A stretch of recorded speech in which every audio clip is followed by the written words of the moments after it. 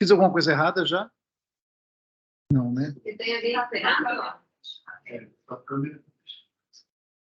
Então, isso aqui, tchau. É só pegar agora as transparências e pronto, né? Ah, ligar minha... Ah, não liguei minha câmera. Sabia que está faltando alguma coisa. Agora.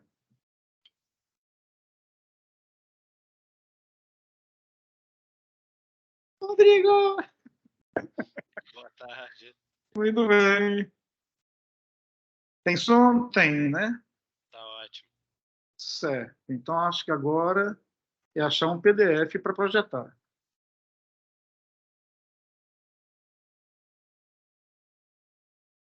Isso aqui eu posso sumir.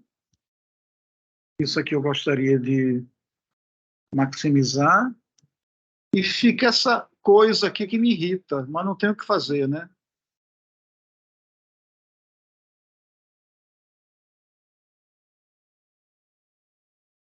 Bom, espero que isso aí não encubra nada. Sumiu. Então, fim de aula passada, eu introduzi a noção de imagem inversa no contexto de ciclos. Você pode definir sobre os geradores, aqui o grupo de ciclos de Y, que é livre. Para cada subvariedade irredutível, já é pleonasmo, convenção.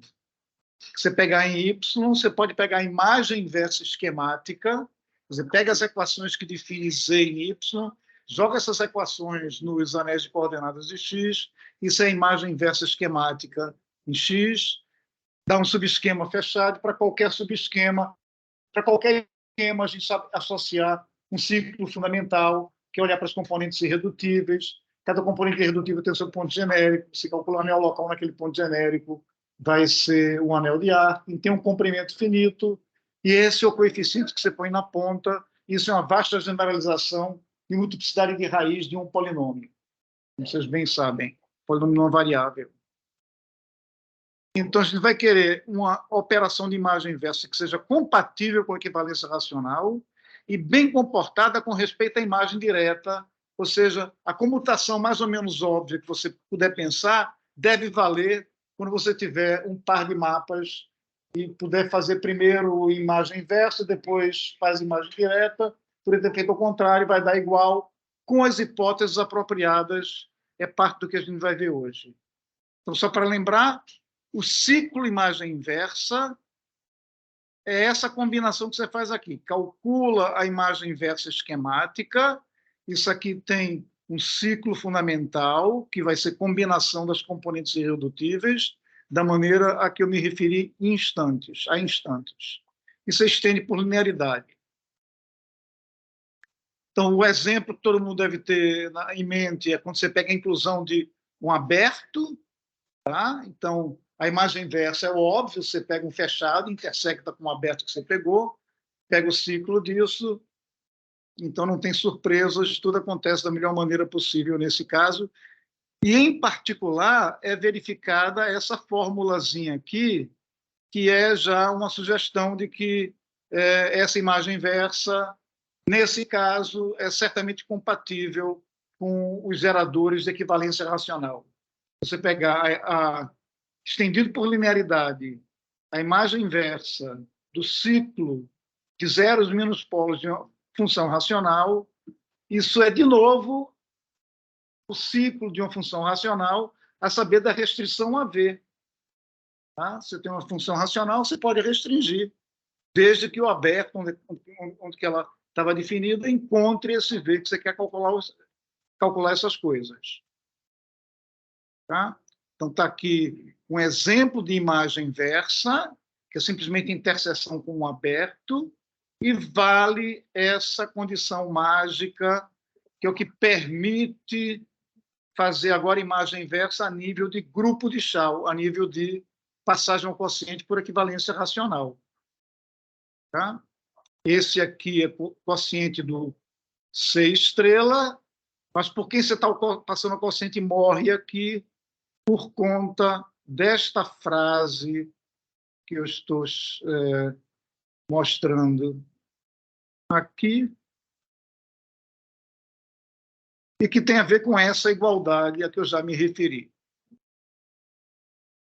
Isso aqui é um caso em que a imagem inversa não altera a dimensão. Você pega um ciclo de dimensão zero, a imagem inversa vai ser um ciclo de dimensão zero, e assim para qualquer dimensão entre as possíveis de x.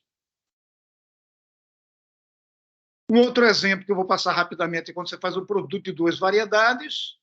Então, esse é um caso em que, trivialmente, você verifica que a imagem inversa do ciclo de uma função racional, de novo, é ciclo de uma função racional, e, consequentemente, é um outro caso em que você pode passar o quociente, porque a equivalência racional está bem respeitada, só que note que, nesse caso, dimensão K aumenta para a dimensão K mais N, onde N é a dimensão do fator extra que você colocou aqui.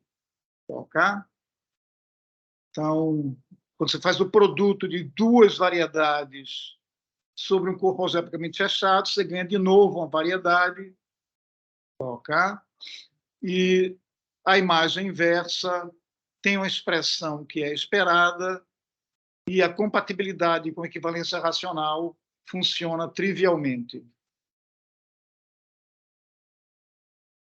Um outro caso importante, interessante, que eu também vou passar rapidamente, que eu já fiz a vez passada, é quando você pega uma função meromorfa. Tá? Pega uma função que estava querendo ser só racional. Ah, não, mas você pode estender como morfismo dominante sobre P1. Você pode pegar a imagem inversa de pontos de P1 e essa, digamos assim, é a heurística de como devia ser a equivalência racional definida do início. Só que se você definir a equivalência racional assim do início, dá uma complicação técnica que é um arrudeio muito maior do que o que a gente está fazendo aqui. Certo? Então, vai ser consequência do que a gente tem visto, em particular da compatibilidade de imagem inversa com imagem direta, tá? Que esses ciclos aqui, diferença de zeros e polos, de uma função racional de x em P1, gera equivalência racional. Tá? Bom, para verificar essas afirmações, você tem que calcular comprimentos, que são os coeficientes que aparecem na definição. Eu não vou fazer isso, que é uma coisa chata de chegar e fazer isso. Isso aí, ou você pega uma folha de papel em branco e acompanha linha a linha, ou é coisa perdida. Mas os enunciados são simples o bastante para a gente olhar e dar um voto de confiança. Eu não lembro se eu fiz a cúspide em detalhes. Tá? Eu vou fazer porque é um exemplo interessante. Tá? Quer dizer, tudo que pode dar errado e que a gente queria que desse certo aparece nesse exemplo. Então, pega a cúspide usual, com a parametrização usual.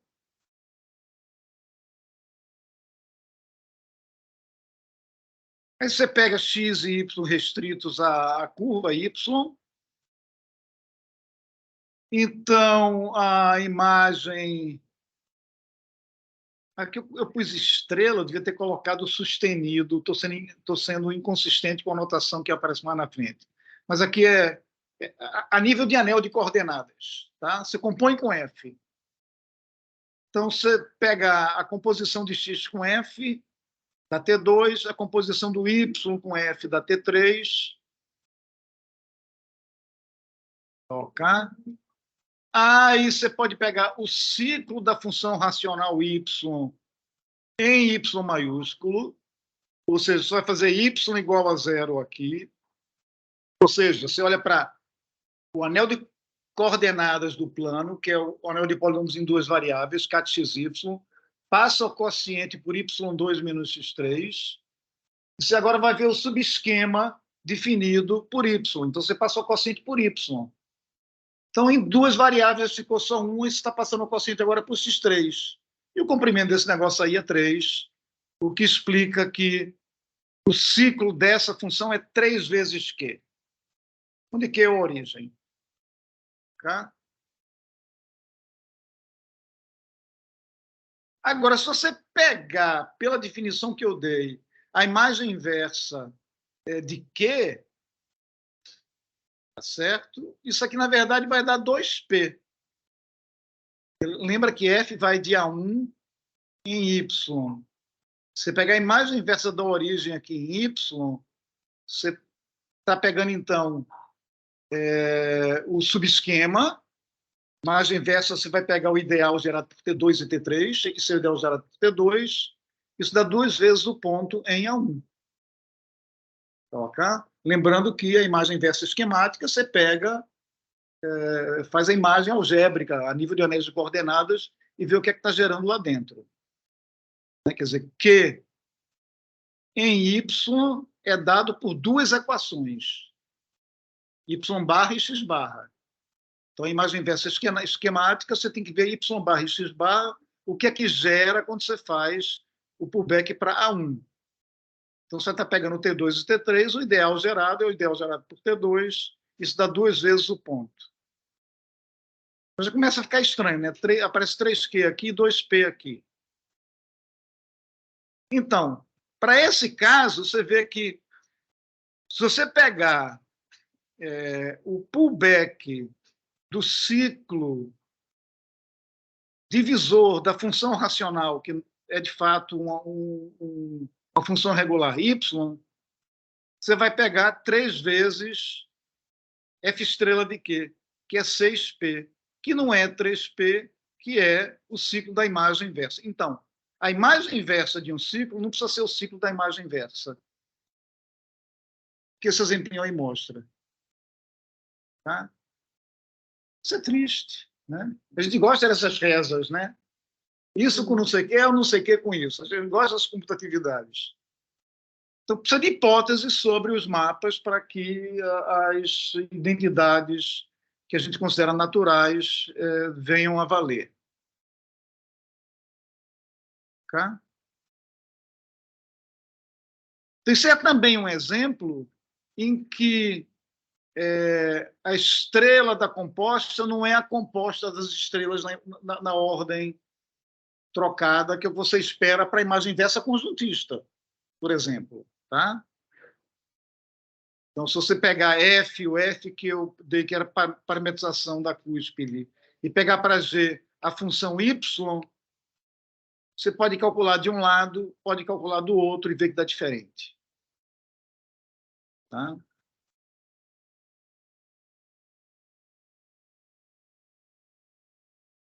Então, acho que essas contas estão mais ou menos certas aí. 6 vezes 0 não é 3 vezes 0.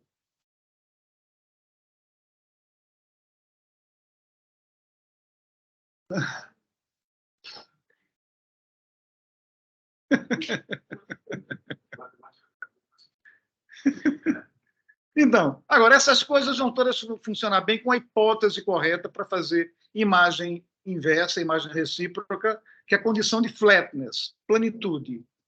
Então, vamos lembrar que planitude significa que a nível de anéis de coordenadas afins compatíveis, tá? Você vai estar com um anel de coordenadas de um que tem que ser plano como A módulo sobre o anel de coordenadas A do outro. Isso é que significa plenitude. Isso tem também uma condição que você pode explicitar localmente, ok? E isso vai exigir que o anel local de V em X seja plano sobre o anel local de Y em W, onde W é a imagem, o fecho da imagem de V. Na planitude, quer dizer, um anel B é plano sobre A. Se isso assim, quando você fizer as localizações são planas. Está sendo dito, lembrado aqui. A outra condição que a gente vai precisar não é apenas plano, não. Eu quero que seja plano, mas com uma dimensão relativa bem definida, significando que para qualquer subvariedade no contranomínio que você pegar, toda componente que você pegar da imagem inversa vai ter dimensão, aquele tanto fixo a mais do que a dimensão do que você pegou como base para fazer a imagem inversa. Ok? Então, qualquer componente da imagem inversa tem que ter dimensão n, esse n a mais que apareceu aqui na definição de dimensão relativa. Aquela inclusão de aberto que a gente viu há pouco tem dimensão relativa a zero. Quando você faz o produto cartesiano, tem dimensão relativa à dimensão do fator que você usou aqui no produto. Então, ok? E o principal resultado, e que eu vou passar muito rapidamente sobre isso aí, porque é uma selva de tecnicalidades, tá? Então, a gente vai ver com mais detalhes a aplicação dessa equação, dessa fórmula aqui bacana. Então, quando a gente tem um morfismo plano, de dimensão relativa bem definida n, então, para cada subesquema fechado, não precisa ser mais subvariedade irredutível, não. Para cada subesquema fechado, você pode olhar o ciclo fundamental desse subesquema, vai ser uma combinação das componentes irredutíveis, dadas pelos comprimentos e tal, aquelas coisas. Isso aqui estendido por linearidade, como a gente fez há instantes. Isso é a mesma coisa que você pegar a imagem inversa esquemática do Z todo. Okay? E aí pegar o ciclo fundamental desse esquema. Tá certo? Então, a gente viu no exemplo da cúspide que isso aqui não precisa valer em geral. Tá? Mas, quando a gente tem um morfismo plano de dimensão relativa, vale, e a gente fica muito feliz com isso. Então, só para lembrar o que é que está sendo feito, está aqui o meu morfismo plano de dimensão relativa. Você pega um subesquema fechado de dimensão pura, não precisa nem ser irredutível, é dimensão pura. Tá? Aí você faz o pullback, que é esse produto fibrado que está escrito aqui. Cada componente aqui vai ter dimensão n a mais do que a dimensão pura de Z, que eu chamei de K, e vai valer essa igualdade de ciclos, um calculado por linearidade e outro calculado por definição de ciclo fundamental de um subesquema.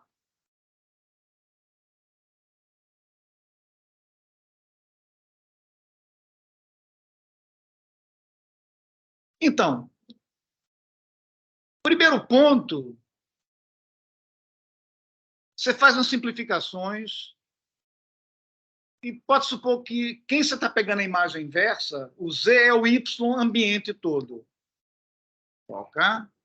E agora o que a gente vai ver é que quando você pega uma componente de X, X está em cima, e você pega o fecho da imagem,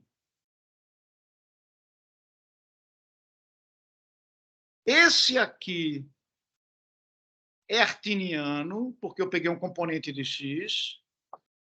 O que não é claro é que esse aqui vai ser artiniano também. Mas a gente vai começar mostrando isso. Ok? E com isso, eu vou poder comparar comprimentos.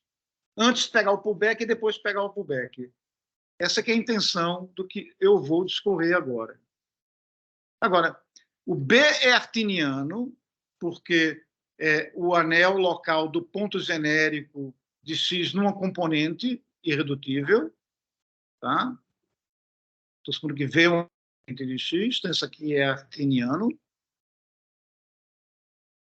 Fazer pullback em geral continua plano, em particular, para o ponto genérico vai ser plano, então esse B é artiniano, já falei, é plano sobre A pela condição de planitude. E o que a gente vai concluir é que A também é artiniano. E daí deduzir que W é uma componente de Y. Tá? O A é o anel de W, no ponto genérico de W. Isso aqui eu vou fazer devagarzinho, porque é daquelas coisinhas do comecinho do A Tia McDonald, que todo mundo já viu uma vez na vida, e é bacana você ver aplicado aqui, e é simples. Só vou fazer devagar porque é simples, não tem muita complicação. Tá? Veja, plano sobre local é o que se chama de fielmente plano. Lembra o que quer dizer fielmente plano? O produto tensorial dá zero, então o fator já era zero. Ok? Então, pega uma cadeia que calcule o comprimento de A. Não sei se A tem comprimento finito ainda, mas a minha intenção é essa. Pega uma cadeia, começa pegando uma cadeia arbitrária. tá? De ideais com inclusões estritas. Tá? Pega uma cadeia de ideais de comprimento L, que não precisa ser o comprimento de A, porque eu não disse, ó, isso aí é o comprimento máximo. Pega uma cadeia de comprimento L. Aí você faz tensorial com B, pela condição de fielmente plano, o que é estrito aqui permanece estrito aqui. Porque permanecer estrito significa que se faz tensorial pelo quociente, o que era diferente de zero continua diferente de zero. É o fielmente plano. Tá? Então, essa cadeia de comprimento L fornece uma cadeia de comprimento L também para ideais de B. Agora, B tem comprimento finito.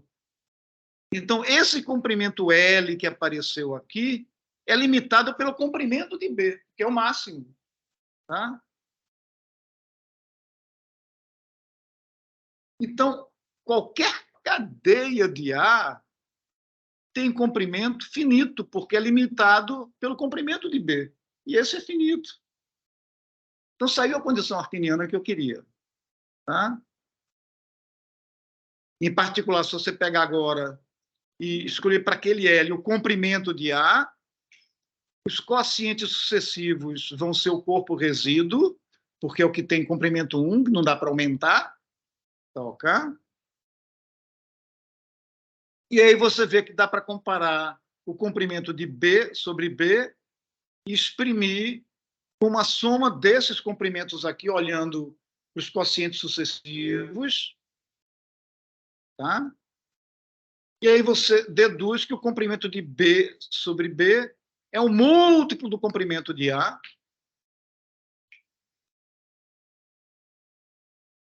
E daí você conclui que o coeficiente de V nesse ciclo, por definição, vai ser esse tanto de vezes o coeficiente disso aqui em V, perdão, em F-1 de W, que era a igualdade que a gente queria provar. A gente queria provar que o ciclo imagem inversa assim era igual ao outro imagem inversa assado. O cálculo dos coeficientes são esses comprimentos que eu coloquei aqui. Tá? E uma comparação simples mostra a relação que a gente queria. Então, isso aqui é o tipo da coisa que você põe embaixo, acredita nisso agora e pronto. Não é um curso de álgebra comutativa, eu não me sinto tão bem só falando dessas coisas aqui. É só para dar uma ideia do tipo de argumento que entra e que são plenamente factíveis. Cara, o que isso aqui tem contra mim de ficar jogando quente em cima de mim?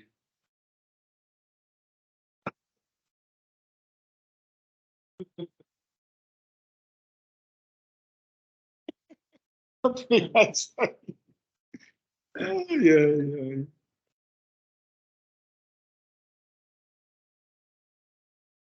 A próxima aula eu vou tentar lembrar de colocar para o lado de lá. E agora, quando a gente tem dois mapas planos com dimensões relativas bem definidas, você pode fazer a composta, tá? Contra domínio de um, domínio da outra, e aí vale a funtorialidade que a gente queria. Pullback da composta é a composta dos pullbacks na ordem trocada.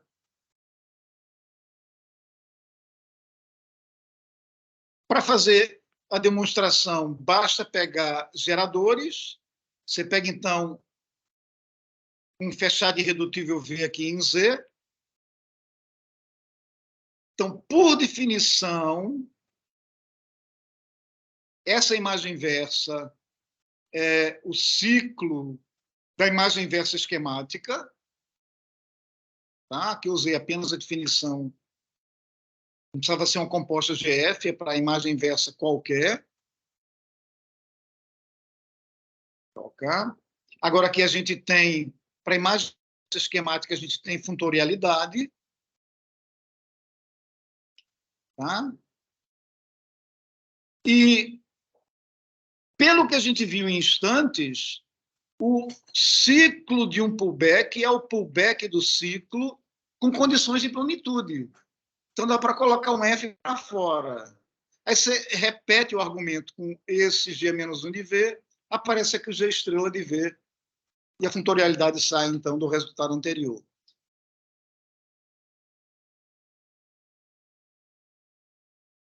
E esse é o resultado mais ou menos duro de hoje, que eu não vou fazer todos os detalhes, porque é realmente muito técnico, mas a gente tem que saber essa cartilha aqui.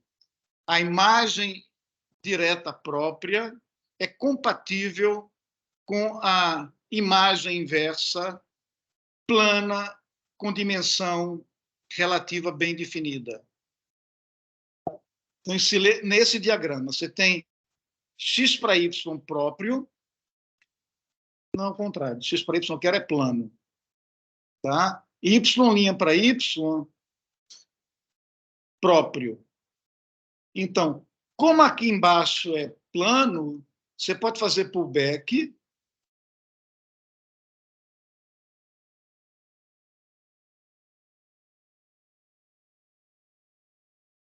e como G é próprio, você pode fazer imagem direta. Então, o que é que eu afirmo que vai valer? Claro que pullback de flat é flat, pullback de próprio é próprio, porque aquela condição universal se aplica duas vezes, então pullback de próprio é próprio, então G' é próprio, então G' te permite fazer imagem direta, F' é plano, você pode fazer imagem inversa, e o esperado acontece. Pega um ciclo Y', fizer esse percurso, é igual a esse percurso aqui. Convença-se disso, decore isso e vamos usar, tá certo? Vou passar muito rapidamente sobre a demonstração.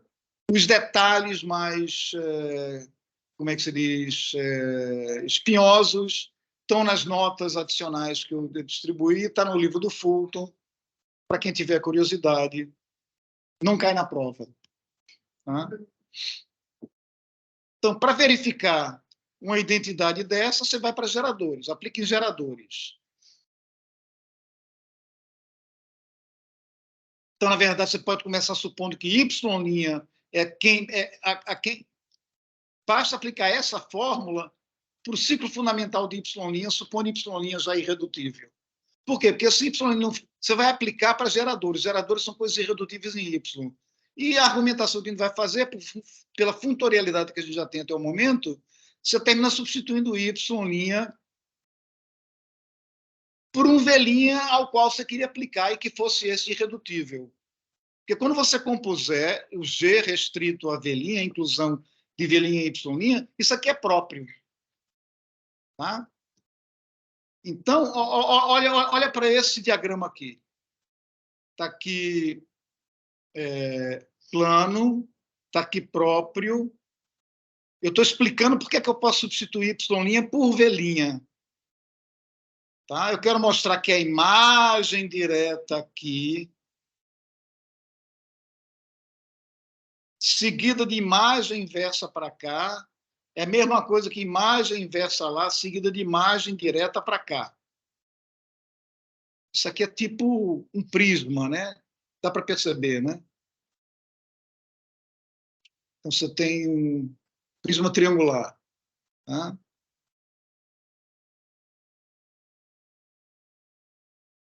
Então, você argumenta em cima desse diagrama, vai passo a passo. Quer dizer, eu estou fazendo aqui um caminho. Eu estou pegando a imagem inversa desse aqui e pegando a imagem direta para cá, usando já a funtorialidade provada, que aqui eu estou compondo dois mapas próprios. A inclusão de um fechado é próprio e aqui esse é próprio como pullback de um próprio que está aqui. Então, aqui a gente usa o que a gente já sabe sobre imagem inversa. Enfim, sopinha de letras. Aí você usa, que eu estou supondo que já vale quando o V' é irredutível. Ok? Aí ganha essa igualdade que é que a gente queria. Então, basta provar, na verdade, quando o V' é irredutível. É a primeira conclusão dessa sopinha de letras no diagrama.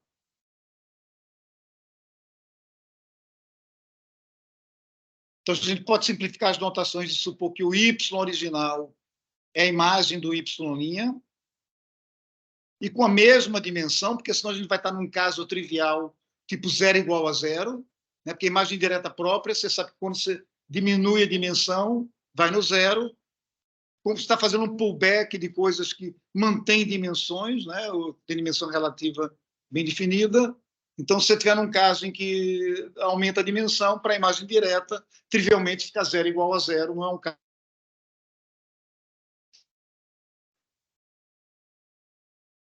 Aí vai, sopinha de letras, com mapas naturais.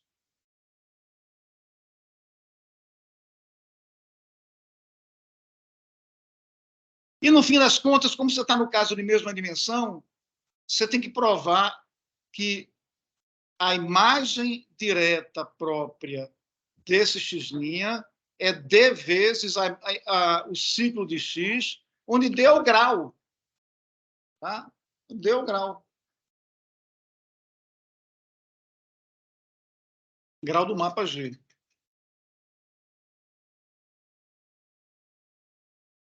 Aí faz uma conta em componentes, calculando comprimentos. E calcula comprimento e tal. Eu peço licença para não ler linha a linha. Ok? Está calculando contribuição do ciclo de um lado da fórmula, tem que mostrar que é igual ao que aparece do outro lado da fórmula. Isso é consequência de uma álgebra linear de comprimentos, né? Módulos de tipo finito sobre o anel artiniano.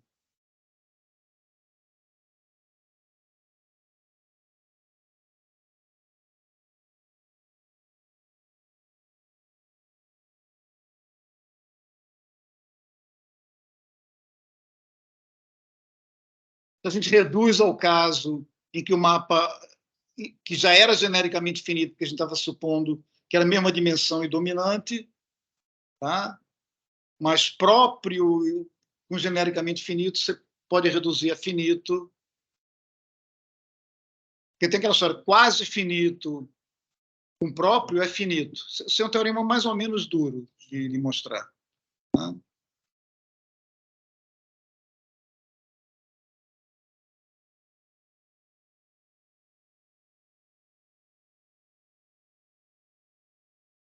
Faz as contas com anéis de coordenadas.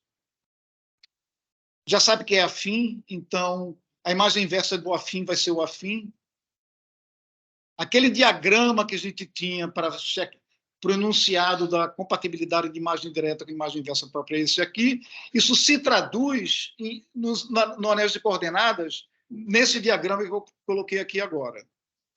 Tá? A gente está na situação em que a gente tem uma coisa plana e aquele próprio quase finito é finito, então isso aqui é uma extensão finita de anéis. Aqui então vai ser finito também. Aí pega um primo minimal, calcula os corpos residuais.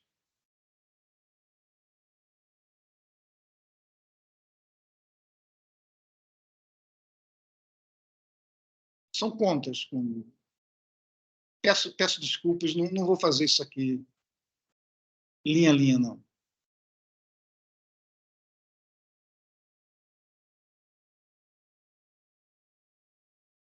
Isso aqui parece análise, né?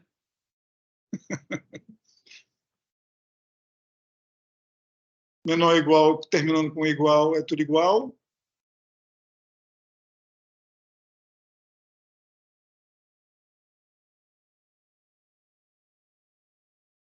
Então, isso aqui é bonitinho, viu? Você tem uma extensão finita e termina caindo num domínio que é finito sobre um corpo. Domínio finito sobre um corpo é um corpo.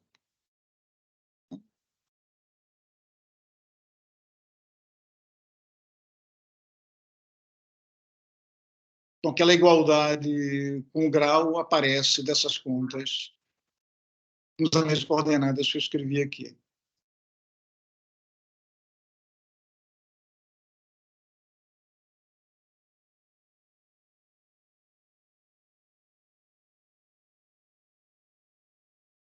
Com isso, você pode provar agora compatibilidade de pullback com equivalência racional. Tá? Pullback plano com equivalência racional. Você pega um morfismo plano, dimensão relativa bem definida, equivalência racional vai em equivalência racional e, consequentemente, temos um homomorfismo induzido a nível dos grupos de Chao. Então, você pega uma função racional de uma subvariedade do contradomínio, isso é o gerador típico de equivalência racional em Y, você tem que mostrar que isso aqui cai dentro desse Rx.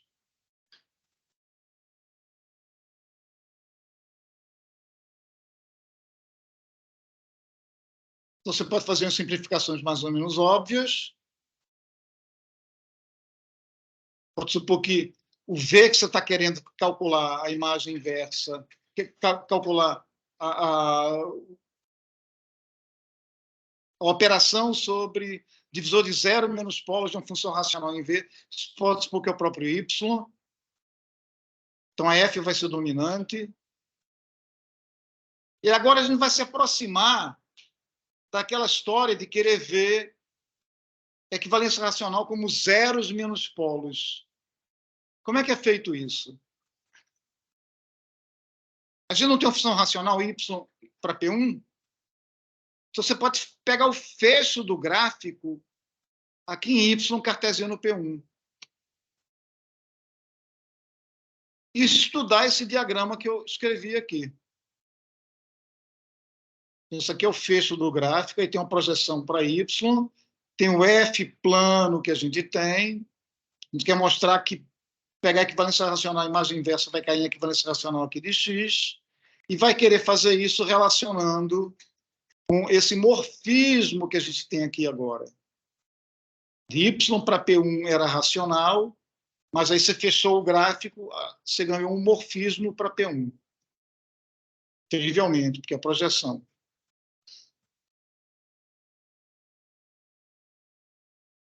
Tá? Como você quer o fecho de um gráfico, né, com domínio y, G é própria e birracional. Própria porque aqui está fazendo uma projeção, né, com fator P1, que é projetivo.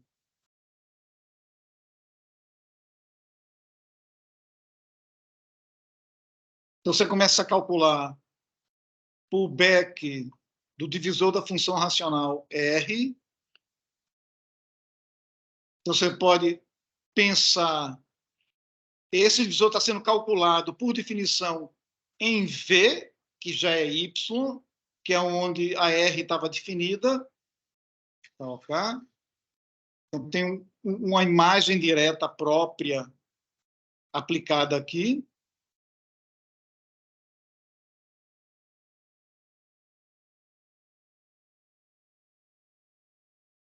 E aparece aqui a mágica, que aqui em Y', tá, ok? O divisor de zeros menos polos da função racional é um exemplinho que a gente mais ou menos calculou na aula passada, é a imagem inversa do zero menos a imagem inversa do infinito.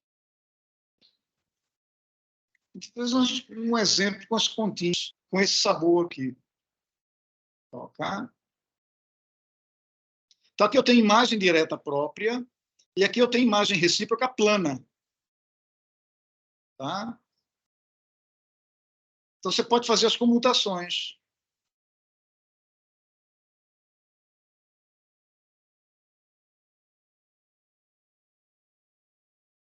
E aí eu argumento o seguinte, se o Z, onde eu estou calculando a imagem inversa aqui, se fosse também uma variedade, você podia aplicar de novo a mesma conta que a gente fez para entender essa última coisa aqui, fazer a troca. Tá? Aqui faltou uma estrela em cima. Tá? Quer dizer, aqui eu estou calculando estrela embaixo com estrela em cima, aí você poderia passar o P para dentro.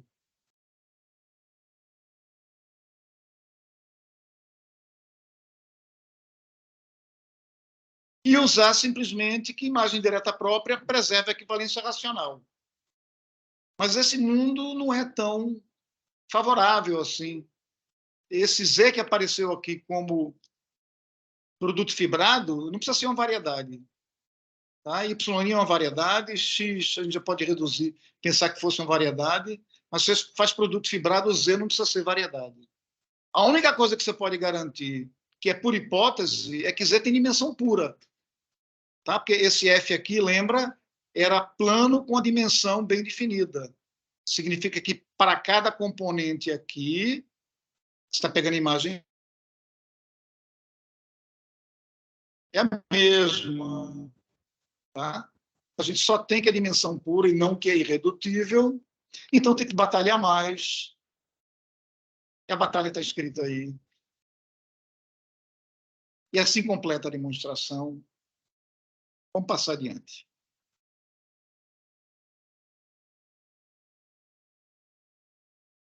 Você tem que comparar coeficientes, calculando os comprimentos de um lado, comprimentos que aparecem como coeficientes do outro.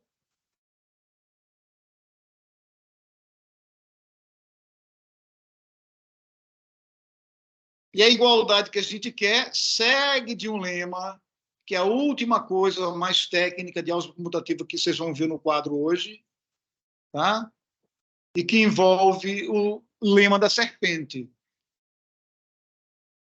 A gente pega um anel de dimensão 1, comutativo, newtoniano e coisa e tal, pega primos minimais, isso aqui eu não estou supondo, não precisa ser domínio, então posso ter vários primos minimais, pega o não divisor de zero, onde é que foi buscar esse anel unidimensional? Você lembra? Eu estou calculando zeros e polos de uma função racional. As componentes vão ser coisas de codimensão 1. Quando você localiza lá para calcular comprimento, que vai ser o coeficiente, essa localização aparece em um anel de dimensão 1. Tá, ok? E esse Azinho aqui é a equação local que você quer calcular o comprimento, que vai dar. Passar o quociente por não divisor de zero, cai dimensão de 1 para 0, vira artiniano, esse comprimento que tem que ser calculado. Então, para fazer essas contas, seguindo Fulton, eu preciso de dois módulos novos. Primeiro, o submódulo de M anulado por esse Azinho que está aqui. E segundo, o quociente pelos múltiplos de A. Estou repetindo aqui. Eu preciso desses dois heróis. Então, nas condições a que eu me referi, que era o quê? Módulo do tipo finito sobre um domínio de dimensão 1. Esses dois têm comprimento finito. Essa diferença de comprimentos é uma função aditiva para sequências exatas envolvendo os M's. E esse valor se calcula por extenso, passando o quociente nos primos minimais, por essa fórmula mágica que está aqui. Quer dizer, aqui o que está sendo feito?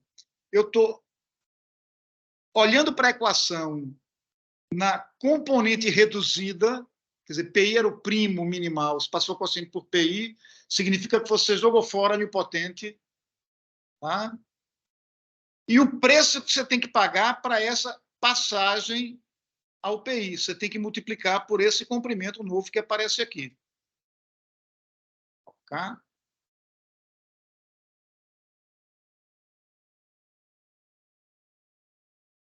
Então, para provar um que tem comprimento finito, você vê que tanto esse AM como esse MA são anulados pelo Azinho. Se é anulado pelo Azinho, significa que é automaticamente um módulo sobre o quociente por Azinho, que é o A módulo A, Azinho. Isso aqui é artiniano, né? Porque unidimensional passado ao quociente por um não divisor de zero, a dimensão vai para a dimensão de cru vai para zero, tá? Então isso sai o comprimento finito. Na hora que você sabe que esses caras têm comprimento finito, você vai para a serpente para comparar os outros comprimentos a que eu me referi aí. Okay? Esse tem comprimento finito, esse tem comprimento finito. E você pode comparar essa diferença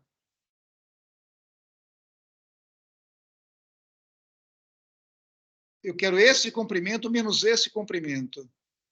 Na hora que você souber que isso aqui é uma sequência exata, tá? A soma alternada dos comprimentos é zero. Só que aqui você vai estar alternando a soma de dois comprimentos iguais, tá? O M e o M.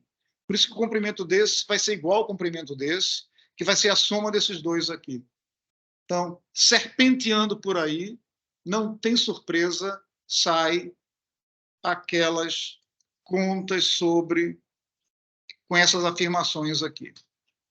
Ok? Sai a aditividade. Aqui uma sequência exata com os M's, serpenteando sai a aditividade para aquele E calculado em M, fica a soma do calculado em M' e M duas linhas. E para provar agora, no caso que você reduz isso tudo, na hora que você sabe que é aditivo, você usa aquele truque que você aprende no capítulo 1 do Hartshorne, não é? Você pega o módulo de tipo finito, no caso lá era um módulo graduado, você quer provar uma versão barata do Teorema de Bézout, você vai calcular uns comprimentos para certos módulos graduados, aí o que você faz? Você reduz ao caso em que o seu módulo é o quociente do anel de polinômios por um primo homogêneo, tá? Usando essa série de composição. Né? Quer dizer, é um argumento tipicamente netteriano. Qualquer módulo netteriano sobre um anel netteriano, tá? Você tem uma série de composição com quocientes sucessivos do tipo A módulo P. No caso da gente aqui, o A tem dimensão 1, o P só tem duas possibilidades, ou é minimal ou é maximal. Ou é um dos minimais listados ou é maximal. Quando é minimal, para esse quociente aqui, esse fulano é zero, isso aqui é um domínio, e esse quociente é o que eu quero calcular lá naquela fórmula. Okay? E no segundo caso, com P maximal, esse MPI é zero e essa diferença de comprimentos é zero. Então, para provar aquela igualdade que está 3 telas atrás, basta fazer a conta em que você troca M por um A módulo P, em dois casos. Tá? E a igualdade segue trivialmente quando você reduz a esse caso.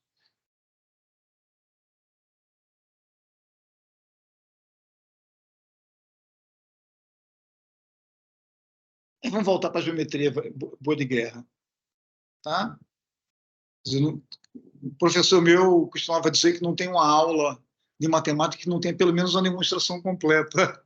Então, esse é o enunciado que eu escolhi para dar uma demonstração sem enrolation e sem só balançar a mão.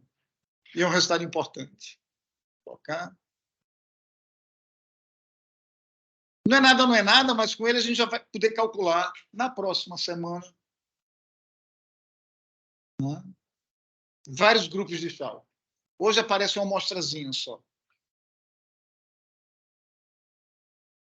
Então, a situação é essa. O que é excisão? Você tem um ambiente X, pega um fechado e pega o aberto complementar. Então, a nível de ciclos, vocês devem se convencer, a gente tem trivialmente uma sequência exata assim. Qualquer aberto provém do ciclo da mesma dimensão em X. Vocês vão pegar aderência. Você faz isso nos geradores.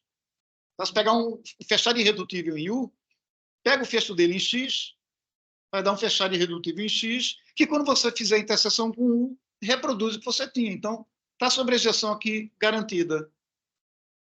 Tá? Por outro lado, se você pegar um ciclo aqui agora não posso argumentar mais com geradores somente, não. Pega um ciclo aqui, que quando você faz a restrição a U, dá zero. Paciência, se olhar para a definição, isso só é possível se cada componente do ciclo que você pegou aqui tiver contido em Z. Provém de cá. Porque aqui é tudo livre. Isso aqui são grupos abelianos livres. Tá? Quando você faz o ciclo aqui para restringir a U, é a mesma combinação que você tinha antes, jogando fora os que têm interseção vazia. Tá? Então, você jogou fora tudo, é porque tudo tem interseção vazia com U. Se tem interseção vazia com U, é porque está em Z. Jogo fechado complementar. Okay? O que é mais delicado, e também é fácil, e é importantíssimo, é que vale exatidão módulo equivalência racional. Então, a informação relevante aqui é que quando você tem um esquema e faz restrição a um aberto, isso aqui é sobrejetivo a nível de grupos de Chao, e o núcleo é ciclos provenientes em Z. E aqui tem um exemplo que toda hora todo mundo tem que lembrar, né? Que daqui para aqui não precisa ser injetivo, né? Alguém lembra o exemplo padrão de que daqui para aqui não precisa ser injetivo?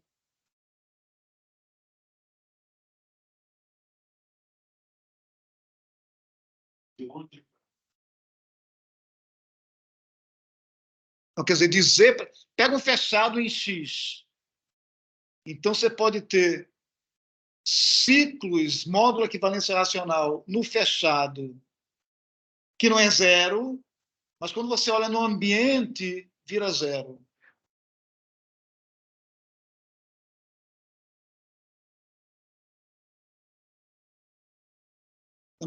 Mas, sim,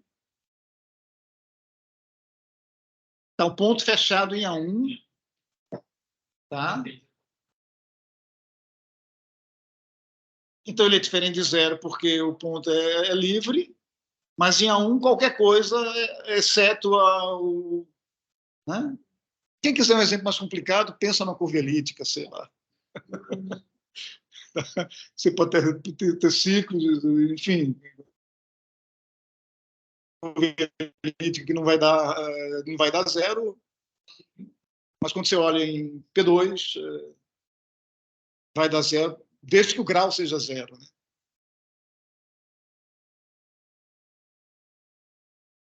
Então, vamos provar a exatidão aqui, nesse nível.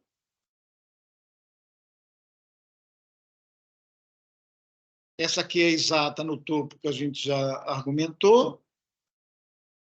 E agora vamos provar a exatidão aqui embaixo. Então, pega um ciclo que vira zero no grupo de Chao. Então, é um ciclo que está aqui, quer dizer, vem de cá. Quando você joga para cá e vem para cá, dá zero. Significa que quando você vai aqui por cima, para dar zero aqui embaixo, é porque ele caiu em equivalência racional. Se caiu em equivalência racional, é porque ele se escreve como uma combinação de divisores de funções racionais em fechados desse aberto. Ok? Aí você vai pegar a aderência de VI. Chama de WI a aderência de VI em X. O corpo de funções não muda em um aberto, né?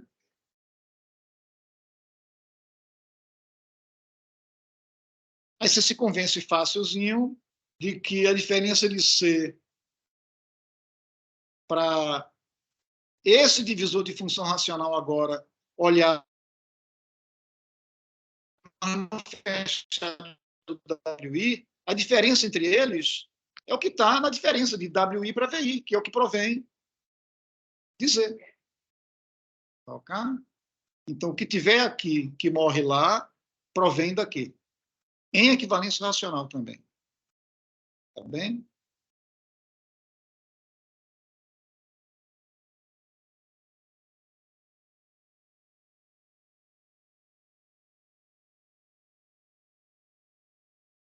que é propaganda enganosa.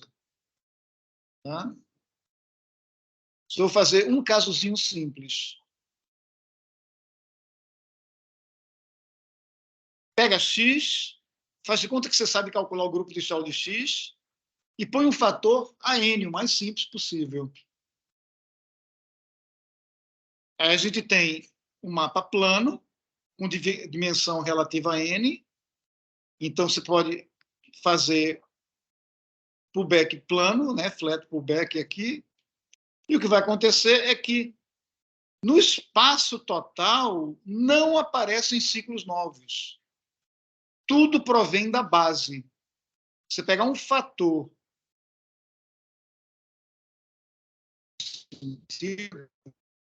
né, vetorial, você pode fazer virar zero, não tem ciclo novo. Tá?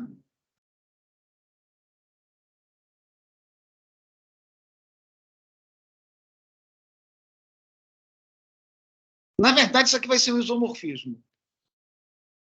Mas é mais difícil provar que é injetivo. Vai precisar de mais coisas para provar isso aí.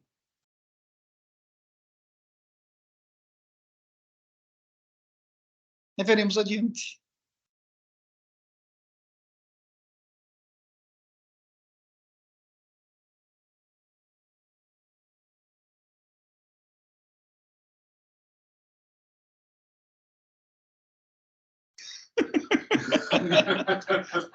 Calculei mal, calculei mal. Eu não dou mais de 1 hora. Eu não aguento falar muito mais de 1 hora. Eu posso realmente ir para o quadro e dar uma descortinada do que vem pela frente, mas, enfim, prefiro não. O que vem pela frente está mais ou menos no roteiro módulo chuvas e trovoadas.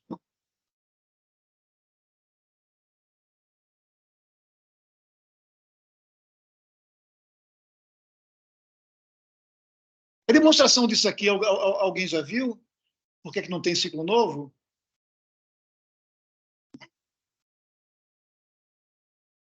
É lindo, você tem que principalizar um ideal. É isso que tem que ser feito.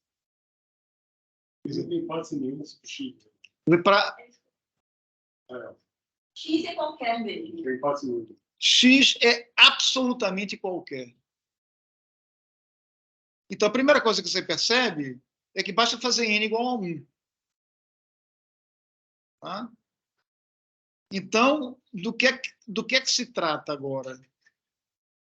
Pegue um candidato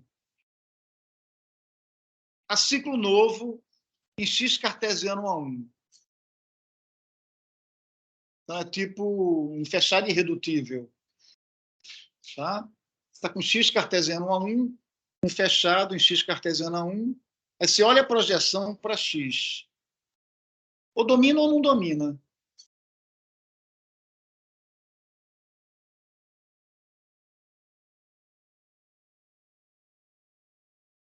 Se não dominar,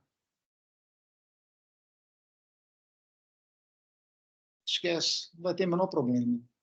Se dominar, o que é que você pode fazer? Você olha para um aberto afim, tá? Para fins de cálculo de ciclo, nilpotente não olha para nada, não serve para nada, quer dizer, o grupo de Chau de um esquema e da redução desse esquema é o mesmo, porque os ciclos são os mesmos. As funções racionais que você pega são as mesmas, que você pega as funções racionais em subvariedades. Tá? Então, no fim das contas, você tem que fazer um argumento assim. Você tem um anel A, pôs uma variável A de T, aí você tem a inclusão de A em A de T. Você vai estudar contrações de primos de A de T para A. Tá? Esse argumento aqui você pode principalizar. Você vai passar um anel de frações. Enfim, tem uma reduçãozinha aí pelo meio. Quando você passa um anel de frações, polinômios numa variável fica sempre principal. Ah, mas eu não estava no corpo de frações, eu estava no aberto afim. Sim, mas aí você podia ter vários geradores lá, principaliza cada um deles, você acha um divisor comum, então faz anel de frações naquele divisor comum, e com isso você termina achando um fulano na base que vai dar esse aqui racionalmente equivalente a quem você pegou. Tá? Essa que é basicamente a ideia. Faz isso com calma no começo da próxima aula. E aí vai poder calcular já o grupo de Chal para um fibrado projetivo. Na hora que você souber calcular o grupo de Chal para um fibrado projetivo, você vai saber provar que isso aqui é um isomorfismo e não apenas uma sobrejeção, mesmo que você troque a N por um fibrado vetorial qualquer. Então, fibrado vetorial qualquer, ainda vale? Sim, você pode trocar a N por um fibrado vetorial qualquer. Não, digo, posso pensar com x vezes a N como fibrado trivial. Sim, isso, certo. Mas você pode pegar um fibrado vetorial sobre x, trocar. No lugar do x vezes a N. No lugar do x vezes a N. Certo? Fibrado projetivo tem ciclos novos. Começar pela classe hiperplana e praticamente só essa. Tá? Aí vai aparecer esse line bundle distinguido, o O1, quando você projetiviza um fibrado vetorial. Vai iterar com essa classe hiperplana. Com isso, você vai definir classes de Segre. Mas fica para a próxima semana. Na próxima semana tem suco.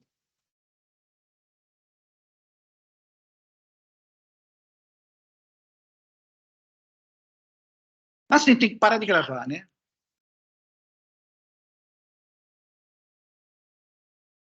More. Não record, that's stop. Stop recording. Stop.